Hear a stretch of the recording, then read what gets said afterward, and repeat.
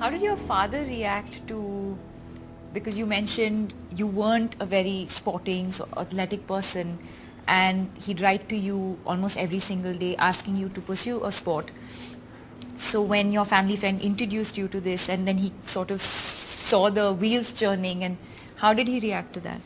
Was he happy or was it pressure? Or? No, I think my father was absolutely delighted because he came from a little bit of a sporting background, having played sport at the school level. My grandfather used to play hockey as well, so he always wanted to see his child play some sort of sport.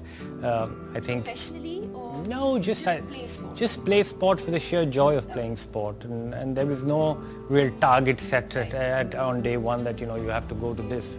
Those were my decisions I had to make, and while my parents really supported me through my long journey, and they supported me materially to provide for me, to get me the adequate training. But I believe their biggest contribution in my 20 odd years in sport was to, of course, support me morally when I felt hopeless. They continued to see a lot of hope in me, and those were many days in my career where this hopelessness was lingering around. And also one of the greatest contributions they made was they gave me the space to make my own decisions and to make my own mistakes. And that was critical. That was critical for my growth over a period of time. Even though there were times when they would have thought differently, they suggested something but never pushed me towards something. I had to own my successes and I had to own my failures.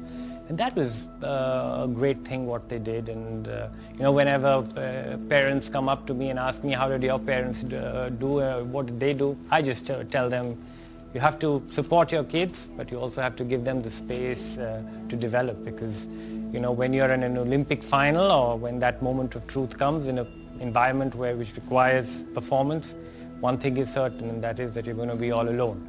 And you have to find that courage and that conviction from deep within. And that is a process. It doesn't, for some people it may come naturally, but for most it is a learning, and it is a journey that you have to work your way through. So I think that was the greatest contribution that my parents gave. They always created an environment of great positivity. To be very honest, I wasn't the most positive individual around. I was borderline negative, more realistic. I say that athletes, you're an actor, and I say that the athletes are the best con men and con women that exist in the world, because we have to con our minds every day in believing into the fact that we are the best.